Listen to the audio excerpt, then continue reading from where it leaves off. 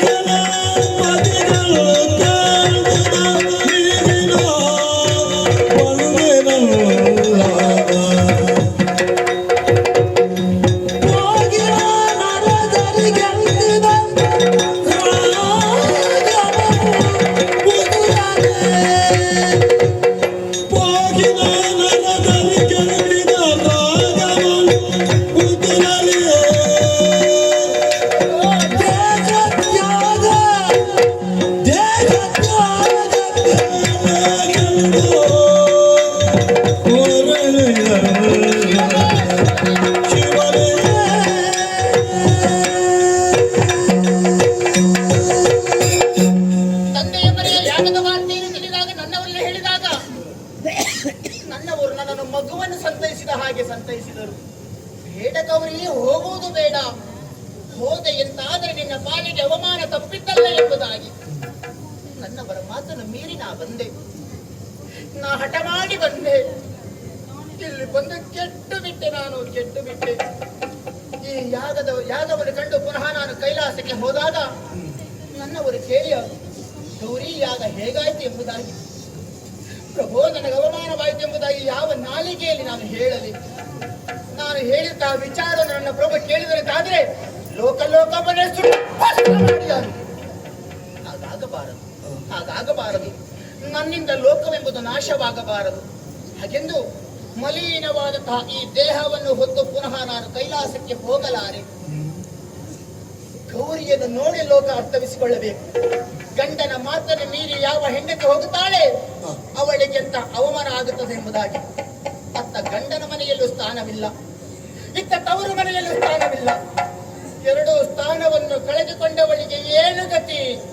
ಗತಿ ಒಂದೇ, ಗತಿ ಒಂದೇ, ಗತಿ ಒಂದೇ. ದೇಹ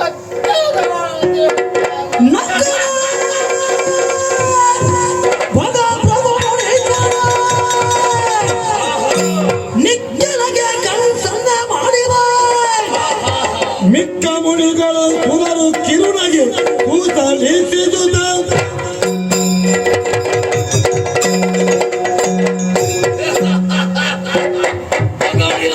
ಬಗಾಡಲೇಬೇಕಾದಂತಹ ಸಂದರ್ಭ. ಆಮಂತ್ರಣ ಇಲ್ಲದೆ ಬಂದವರಿಗೆ ಇದೇ ಗತಿಯಾಗಬೇಕು. ಬಗಾಡೆ ಬಗಾಡೆ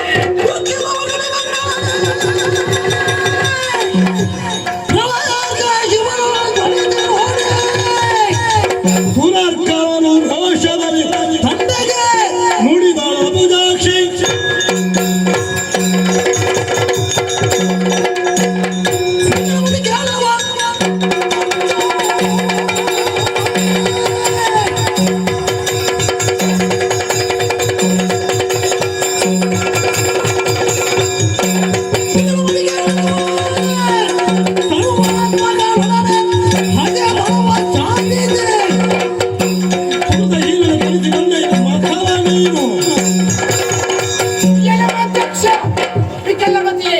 ದೇಹದ ಯಾವುದೇ ಒಂದು ಅಂಗ ಊನವಾದರೂ ಒಬ್ಬ ಮನುಷ್ಯನಂತೆ ಬದುಕಬಲ್ಲ. ಮತಿಗೆಟ್ಟವರಿನ ಸಮಾಜದ ಸ್ವಾಸ್ಥ್ಯವೇ ಹಾಳಾಗುವುದಂತೆ. ಪರಮೇಶ್ವರನನ್ನು ದ್ವೇಷಿಸಿಕೊಂಡು ಯಾಗವನ್ನು ಮಾಡಿದೆಯಾ? ನಿನ್ನ ಕೇಳಲು ನೀನು ತಂಡ ಪಾಪಿ. ನಿನ್ನ ದಂಡ ಏನು ಬೇಕು?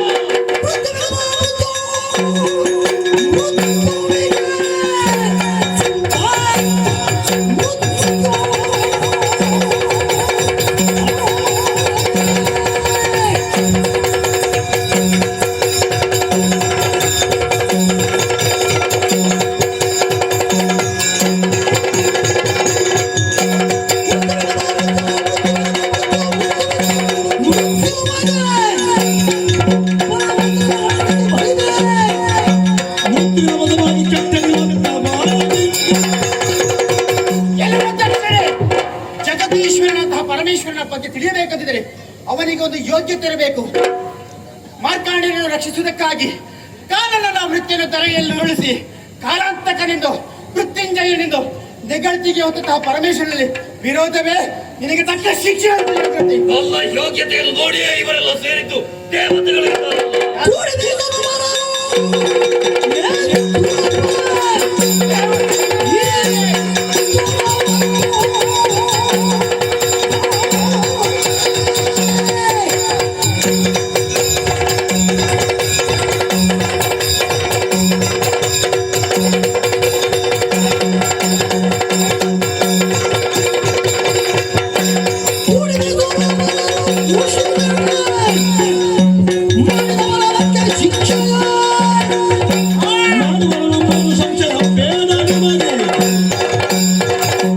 ನಾನಿಲ್ಲಿ ಅಪಮಾನಿತನಾಗಿ ಕಣ್ಣೀರನ್ನು ಸುರಿಸುವಂತಹ ಸಂದರ್ಭದಲ್ಲಿ ಯಾರು ನಗಾಡಿದ್ದೀರಿ?